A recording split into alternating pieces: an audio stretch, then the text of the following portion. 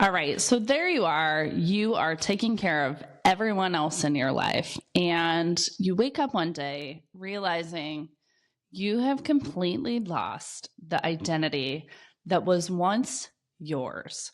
You look in the mirror and you question, who is this individual? And where have I lost pieces of me?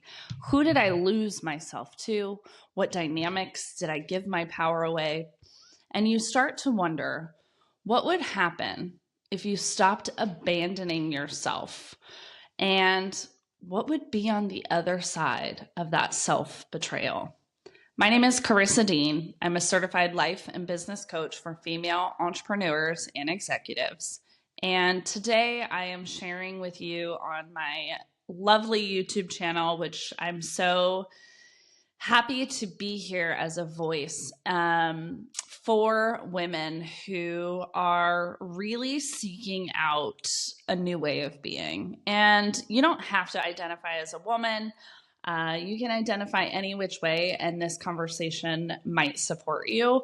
I speak directly to women, especially entrepreneurs, because I am one. And I know intimately the intricacies that you are faced with as a wife or partner, as a mother, the things that you're navigating in, this new world really that we've created, right? We have historically always had to rely on men. It's a new thing for women to have the capacity to even consider what the self is outside of the roles and responsibilities, outside of the rules and regulations of society. And while we're not entirely free, we're much more well-rounded, I think is a productive word. We're more well-rounded. We're more well-suited to care for ourselves. And because of that, I feel like there is more self-responsibility because we're battling the old paradigm and we're trying to awaken and step into this new paradigm. And as we're doing that, we're being challenged on so many unique levels. So it's not just about who am I? It's about what patriarchy am I working to overcome? And or am I judging myself for maybe associating myself with more of a traditionalist lifestyle? Because what we're looking at here in abandonment is a history of women who we needed men. We needed men to create money. We couldn't even have our own bank accounts. We couldn't buy a home. We couldn't have credit cards. So we needed our fathers. We needed partners, our brothers, spouses. It's so funny. I live in this 100-year-old farmhouse, and I was meeting with the previous homeowners, and I'm the first person outside of this family to own the home. And so it's been passed down through all these generations. And you go a couple generations back, and the father actually died. And back then, it was unheard of for a woman to own it. And so nobody caught it, but technically, the house didn't go to his wife, the house went to his son. And I think about that, and I think like how much of an uphill battle we face, but it's silent. And I don't like using, the terminology of, oh, women are oppressed or, we're victims. I think that we're magical fucking beings. And as much as we needed men also needed us, because how else were we procreating here? But with that, there are so many pieces of us that we intimately leave behind. And some of it is conscious, but I would say probably 90% of it is unconscious, because you're born into this world, you come in and you are instantly,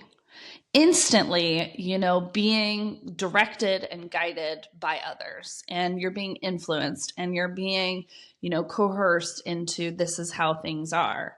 And it isn't until later in life when you maybe, not all of us, but maybe you get the opportunity to explore different ways of being, And as someone who grew up in a religious home, where there was, very distinct roles and like what we would consider traditional roles, I saw my mom also trying to battle the patriarchy a little bit, not she was responsible for me and my brother. And she was also responsible for the housekeeping and the laundry. But she also had this role where like she needed to go to work and make money to help, provide.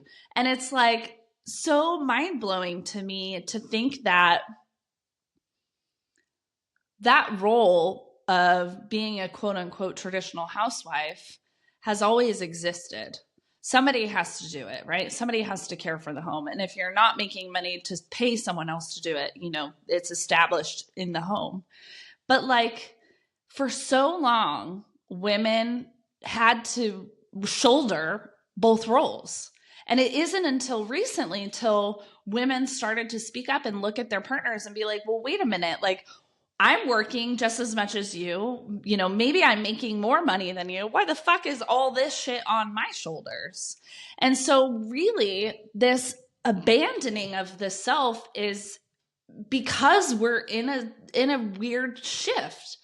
Culturally we're shifting, identity we're shifting, we're more able, it's not perfect. None of this is perfect, but we're more able to be who we are. But there's so many of us who are stuck because it's a really difficult thing to choose differently and to challenge traditional paradigm and traditional norms and gender roles and gender identities. And it's not easy and it's not for the faint of heart. But what's happening, what I'm seeing with my clients is we want something different. We know that there's different available and we're asking for it. And when we ask for that, we're really asking the question of who am I and where have I lost myself along the way through conditioning, through circumstance, through, you name it, right? Like through life. Where have I lost pieces of myself? And it's really a coming home. It's an awakening. It is, who do I get to be if I chose a more aligned version of me? How would I dress? What career would I have? Would I be a stay-at-home mom? Would I even have kids? Would I even be married to a man? Would I even get married? Would I live in the country? Would I live in the city? We're being pushed really by the universe to check in with ourselves, to cultivate a better understanding of what's mine, what's yours, what am I taking on that is not mine to take on, and where are you pushing responsibility on me that really isn't all mine anymore. And so couples are having more difficult conversations, relationships are being tested, kids are being pushed because we're saying, no, we're doing it differently. And when we start to do that, we're really asking this question of, am I betraying myself? And when we start to put up some of those boundaries and we start to really take that inventory, we push back and mirror things to other people. We trigger others.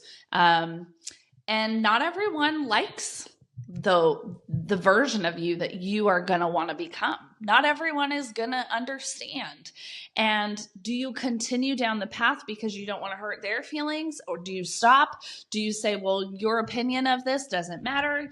And really then what we're talking about is confidence, and the confidence to stop abandoning the self, the confidence to say, I am no longer betraying who I am for your comfort.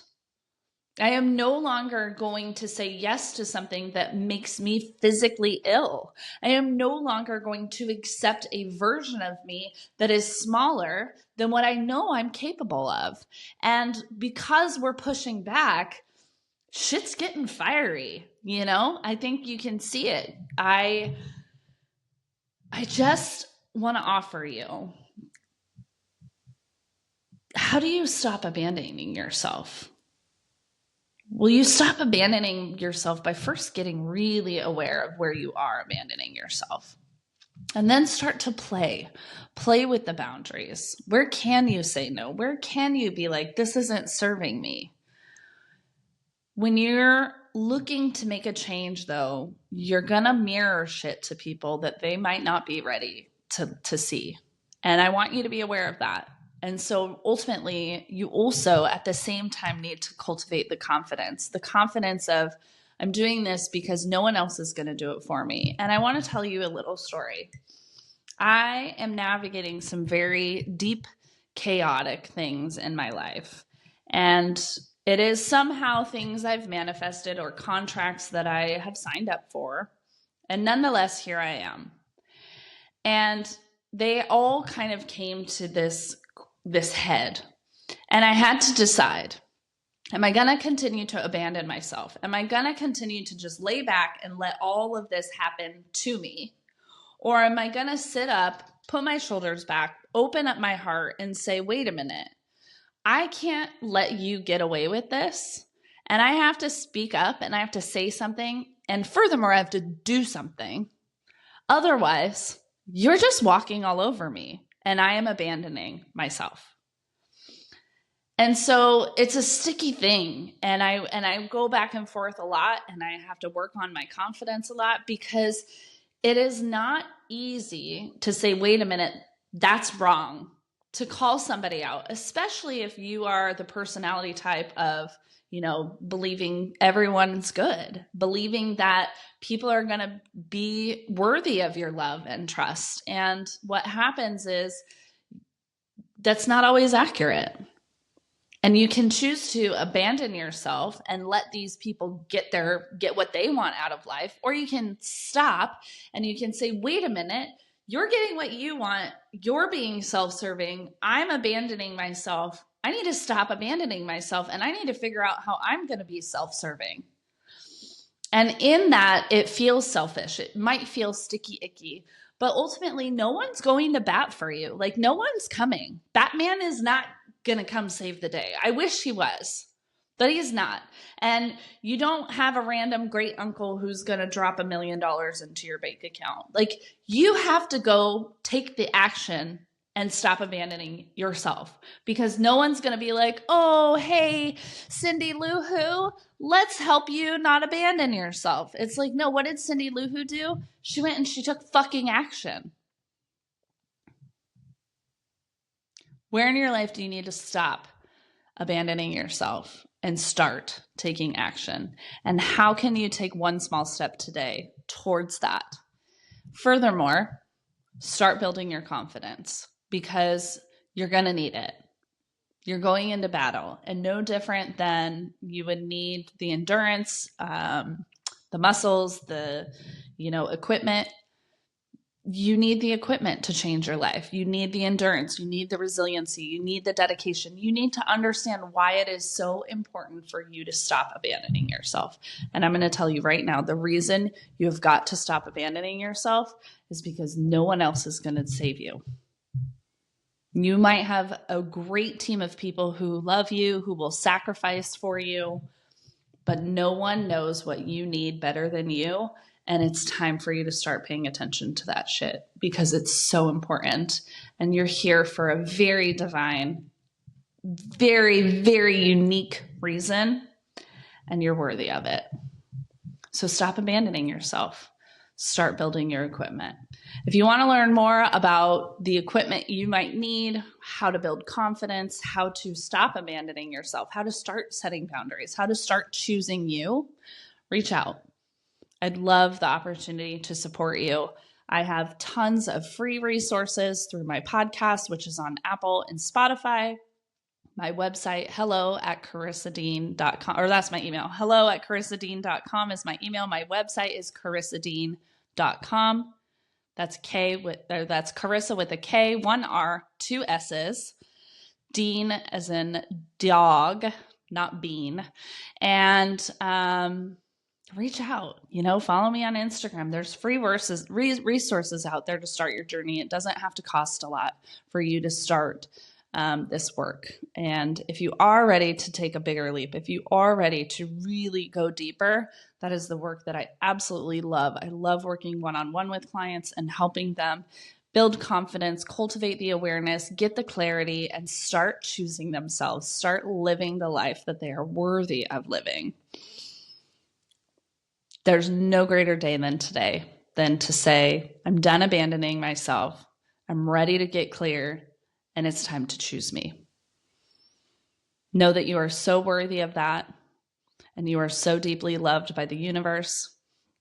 But the universe can't help you until you decide, I'm going to help myself.